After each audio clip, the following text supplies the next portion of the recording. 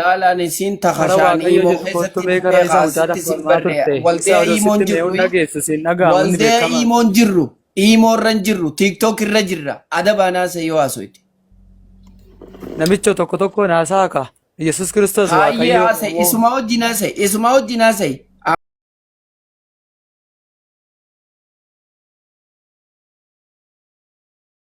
Arrabsoo dila san komentii jalatti arrabsitamee dubbadhu. namichoodha biyya keenyatti namni dhiirri yoo maqaan beekne. Kunoo maqaan kiyya Azeera ni jedhama afaan Oromoo dubbisuu hin dandeessu. Naa dubbachuu dide maqaa akkanaa argee hin beeku. Anuu kunoo kanatti walakkatti kana daddaamurte kana faarfataa godhee siin gunne maa. Mee sana hafuuti. Isa kaa. Mee sana hafuuti namichi yookaan maali namichi piroofaayilii irraa qabdu kun namittiin piroofaayilii irraa qabdu kun eenyu? Eeyyuu sitti fakkaata. وقدر فهدى Eenyu sitti fakkaata. No jechuun ati maal piroofaayilii jechuun ammaati arrabsoo komentii jalaa san waan namu qiyaasa akkatti wajjin haasawaan qaba waan ta'eef Maammadoo itti arraba dila san maaliif arrabsite yoo wangeela irraa haasawuu barbaadde ol baatee akka dhiiraatti naasoo ituma. Musliima natti fakkaatan jedhetan Muhammad bakka isin buuse maarree isin Muhammadumaan beekamtu rakkoo qabaa kun arrabsoo miti. Maal jette meera deebi? Ani Muhammadumaan bakka buutan jedheetu mani. Mee kooyi ati suuraa piroofaayilii irraa qabdu kana kaameera eenyu jettee akka piroofaayilii irraa jette? Mee isa dhiisi waa'ee piroofaayilichaati waa mucaa gaafatte sana gaaficha waa'ee Yesus Kiristoos waaqa kan jedhu waliin haasofna isa dhiisi inni isin fayyadu maatti goota waa'ee waaqayyo waliin haasofname. Rakkoon qabu sanii ni haasoyna. Piroofaayila kana eenyutu maali eenyu jettee irra kaayyattee jee waaqayyo jettee irra kaayyette? Haadha waaqayyooti haadha gooftaa keenya Yesus Kiristoos. Eenyu footoo kaase? Isa maatti hin gootu. Kootu miliyoon doolaa. Garanuma kootu gara waaqayyo kootu. Kaameeraan footoo kaasisa kaameeraamaan san eenyu? Miliyoon. Maaloo amma namicha waan biraa dhiisiti garanan dhuftu. Xiyyaa laalaan isiin takashaan immoo keessatti beekaa sitti sibbadhe waldee imoon jirru waldee imoon jirru imoon irra jirru tiiktook irra jirra adabaanaa yoo haasofte. Namicha tokko tokko naasaa ka. Yesus Kiristoos Hayyee haasa'e isuma wajjin haasa'e isuma wajjin haasa'e ammoo daangaa baanaan haalleen. Akka nama dhugeemaa wal jala jettu nama tokko naasaa mee taragaaggaati. Okay, na wajjin haasa'e mee kottu bareeda. Kottu mee na wajjin haasa'e. Ati waaqayyoo meeqa waaqessita? Ani moo? Eh. Isa samii ishii bal'oo utubaa malee dhaabe. Waaqayyoo meeqa waaqessita? Waaqa tokko waaqa tokko. Waaqa tokko. Tokkichaan ni du'aa? Waaqni hin du'u. Hin du'u. Hin du'u. Ni nyaataa? Hin nyaatu. Garuu mistira qaba ishii wantichaan si jedhe. No, hold on there. Just answer me direct answer, okay? Don't go to like somebody else, okay? Mee afaan Oromoo haasaa ibboo kana nutti hin cabaaluqini. Gara nama biraatti hin deemini waa'uma waaqayyooti irraa haasaa jechuu kiyya. Sit jedhi rakkoon qabu amaluma waaqummaa. Waaqayyoon hin nyaataa? Waaqayyo hin nyaatu, hin dhugu, hin du'u, hin nyaatu, hin dhugu. Okay, bara baraan jiraata. Ilma ni qabaa? Waan tokko illee. Ilma hin qabu. Ilma. Maal jette maal jette? Haadha ni qaba haadhaas gaafadhu. Maal jette? Waaqayyo ilma hin qabu hin dhalchuu hin. Okay, waaqayyo haadha ni qabaa? Abbaa manatsirii. Waaqayyo haadha ni qabaa manatsiriin tun doolaara 500 adeero qaaliidha tan manatsirii tanaa bira kuti. Dhaggeeffadhu isaa. Obsi waaqayyoon haadha ni qabaa?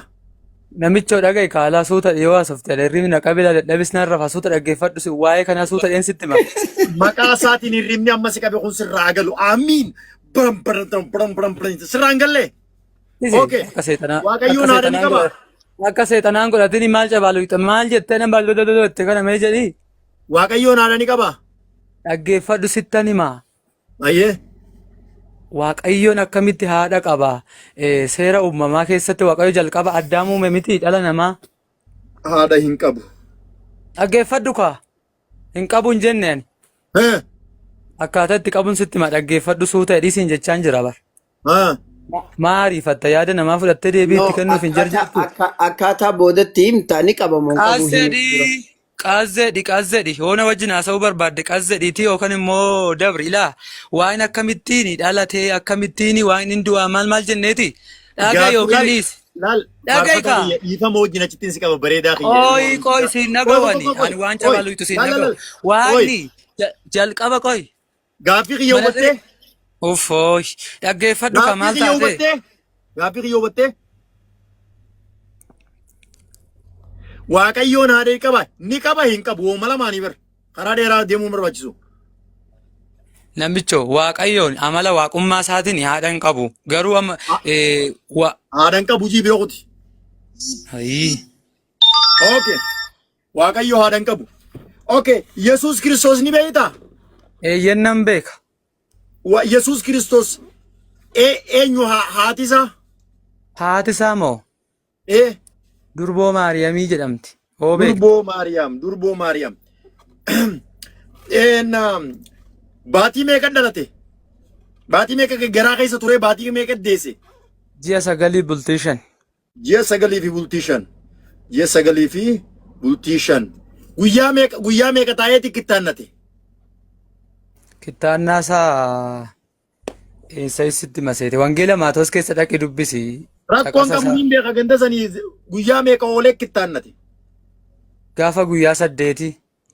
Guyyaa 8. Saalli isaa maali? Dhiira moo dubartiidha? Yaa gooftaa na baasi. Namicho maal taate? Wallaahi bareedannaa deebisaa jirte. Thank you so much. Arrillee siin galatoomfadha. Guyyaa 8 taa'ee qola murate. Okay. Saalli isaa dhiira moo dubartiidha? Yesuus Kiristoos moo? Isaa maa jetta reegana? Yesuus Kiristoos dhiira moo dubartiidha? Saala isaa biroo barbaanne waan ta'eef bareeda. Yaa gooftaa. Lakkii kana manaa. Yesuus Kiristoos dhiira moo dubartiidha? Ani Waaqan ija jabina akkanaatiin jechuun hin barbaadu. Yesuus Kiristoos Waaqa? Waaqa ta'e. Deekaa takka bakka bareeddurra jirtan. Yesuus kanumarra deebi ilma moo intala? Yesuus Kiristoos ilma moo intala? Ilma Waaqayyooti. Ilma Waaqayyooti namicho. Kanaafuu dhiira saalli isaa kanaafuu dhiira ree? Ilma jechuun maal jechuudha? Dhiira jechuun usati taa'e irgu muutii irraan kaasin si gabbuusa yookaan. Yesuus Kiristoos eega ilma ta'e ilma jechuun kan jaamuuf akka afaan Oromootti mucicha waan jaamee jiruuf achi durattis kanaafuu gurbaadhaa jechuudha. Akkasii miti? Ilma Waaqayyoo jedhama namicho afaan akkamii dhageessaati?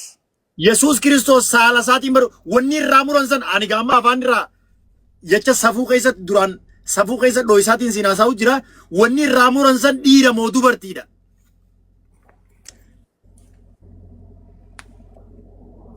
Ati homaa nama seexanni irra bulle namicho akkasittiin jedhamu ilma Waaqayyootii siin jedhe miti?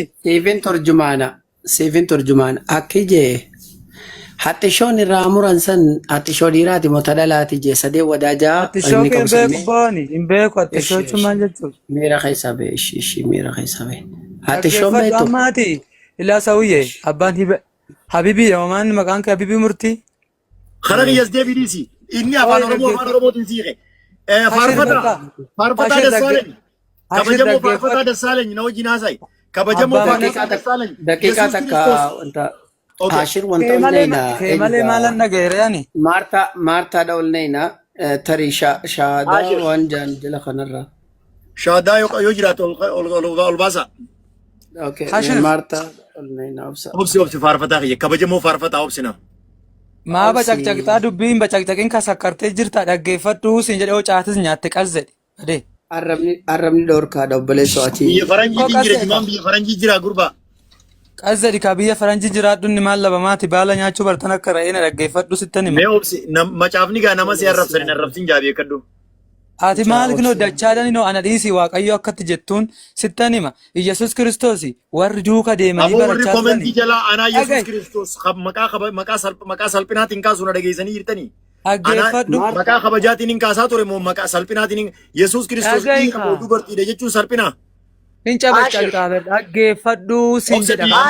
Anaa fi faarfataa qofa wali dhiisi. Mucaatiin macaafan dubbifne naa fi nama guddaa wali dhiisi. Nama guddaa dubbachuu jira. Nama guddaa kabaja. Nama naaqaa jirta moosuu taasaa jirta namicho. Faarfataa. Amma sagalee gadiin qaba. Okay, suuta si wajjin haasa'a. Okay. Please gaaffii naa deebisi. Ati Nabi Muhammad alayhi salaam nagaa fi rahman irratti haa jiraatu dhiira moo dubartiin naan jimee dhiiraan siin jaabannaat maal rakkoo qaba? Hin beeku bakka hin beeku waaqan akkas hin jedhamu dhaggeeffadhan wannan siin jechuu barbaade suuta dheen sitti maisaa wayyo. Faarfataa Yesuus Kiristoos yookaan hin beeku si barreessee biroqtu? Lakkiin barra hin beeku miti Yesuus Kiristoos waaqayyoodha. Yesuus Kiristoos waaqayyoodha. Eeyyeen akkamitti jedhe sittan hima dhaqiitii wangeelaa Yohaanis dhaggeeffadhu macaafa bira dhaqanii bacaqcaqa addunyaa naasa ulaa macaafa ragaa wajjin wangeela Yohaanis boqonnaa 20 dhaqe barataa isaan Toomaas kan duuka deemee baratu waaqa jedhe akka ragaa ba'eef dhaqi ilaali. Lammaffaa immoo dhaggeeffadhu ammas Yohaanis boqonnaa 14 lakkoofsa 9 dhaqi. Yoggaa barataan isaa Filiphoosi abbaan natti agarsiisi jedhu amma ammaatti abbaan agarree kan na arge abbaa arge ani abbaa keessan jira abbaan ana keessa jira jedhe waaqa miti yoo jette. Faarfattee lallabdee beeta kiristaanan jirtuuti xaxjari tiktoo gubbaa jirta gaaffii deebisi obboleessoo. Ikkoo kanuma bakka waaqa. Okay dhaggeeffadhu Yesuus Kiristoos waaqa.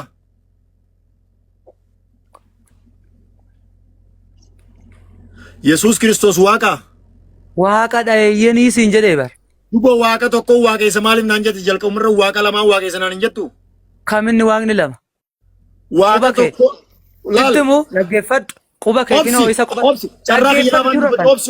Kana dhagaye. Waaqayyoon tokkichi qoyi. Waan bacaqcaqaa turte na dhageen ture dhaggeeffadhu. Bacaqcaqaan turre yoo siitu waa bacaq godhe jiroo barbaade amma makiinaa keessa ta'u. Dhaggeeffadhu. Fakkeenya yoo si gala dhaggeeffadhu. Dhaggeeffadhu.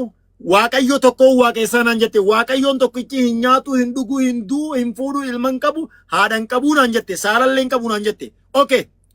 Amma Yesuus Kiristoos irraa haasa'u turre. Yesuus Kiristoos dhalatee dubire Maariyaam irraa dhalate. Ji'a 9 fi guyyaa 5 dhalate. Guyyaa 8 taa'ee kittaannate. Wanni irraa kittaannan san dhiira moo dubartiidha? Saalli isaa dhiira moo dubartiidha? Innaan naa deebisuu dadhabde. Muti irraa kaafadhumma. Amma wanni irraa haasoynu. Wanni irraa haasoynu waa'ee saala Yesuus Kiristoos wallaalte waaqayyoon akkas hin jaamu jette. Eega waaqayyoo Yesuus Kiristoos waaqa ta'e durumarrattuu waaqa lamaan waaqessa maaliif naan hin jiin? Waani lama kami dhaggeeffadhu siin jedhee bar waaqa lama miti akkamitti laman taane naan hin jettu? Akkamitti laman taane?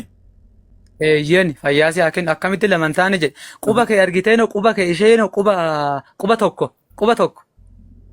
Qirixii meeqa qabdi yoo kan fakkeenya nu hubattu ta'e qaamni keetu si barsiisa amala waaqummaa. Qirixii sadi qaba miti? Takka lama sadi. Yoo an hubattu ta'e qubni kee tokkichi suni waaqa tokko ta'uusaa qirixiin kee sun sadeen immoo icciitii sillaase sitti agarsiisa. Sii gala yookaan immoo laphee seetan si cufe waan si godhuun qabu waan. Icciitii meeqooyi harkan kan inni bira qote waaqa tokko waaqa lama. Namicho akkas miti sittani ma dhaggeeffadhu meela icciitidha. Icciitii kitaaba qulqulluu seera uumamaa. Maali icciitii maaltu keessa fidee minaa himi haa gannaqi maal sodaatta? Oduu akkuma foonitiin burraaqnu kanaan ta'e maa ishoo bareeda akkas miti mee koottaa akka bifa keenyatti yaa uumnu kan jedhu tokko mee seera uumamaa irra dhaqee dubbisi. Dubbisee jira rakkoon qabu sandiisi. Maal jechuudha icciitiin sun maal jechuudha? Boo dhaggeeffadhu amma laal. Icciitiin akka fakkeenya keenyatti yaa. Omnee wal bira kutuun hin jirtu Yesuus Kiristoos waaqa jettee mi'ee waaqa duuba. Yesuus Kiristoos nyaate dhuge saallisaa dhiira saallisaa dhiira rafe dadhabe ka'e waa hunda godhe waan ilmi namaa godhu soo ati haadha ni qaba Yesuus Kiristoos dhalate ji'a 9 fi guyyaa 5 dhalate waaqayyoon ati durarra naan jechaa turte hin nyaatu hin dhugu hin duu haadha hin qabu hin fuudhu ilmoo hin qabu. Akkamitti dhaggeeffadhu ka akkamitti nyaanne nuyi isin jedhu amala foonummaa isaatiin hin nyaata hin dhuga amala waaqummaa isaatiin immoo hin nyaatu nuqu meeqoo eenyu maqaan isaa Alaazaar gaafa du'ee du'aa ka'u dhaggeeffadhu Alaazaar gaafa du'ee du'aa ka'u du'uu Alaazaaritti hin darbin gurbaa dhaggeeffadhu kan boca gucaqiniiti yaada kee hubadheera waa'ee Alaazaaritti waa'ee Alaazaaritti hin darbin waaqayyoon Yaada kee. Namani fakkaata namani ta'a. Dhagahi kaa gurraan. Maa bacaqca ka kun namani ta'a. na hubadhuu siin jedhe keebicha Waaqayyoon deebi'ee namani fakkaata namani ta'a.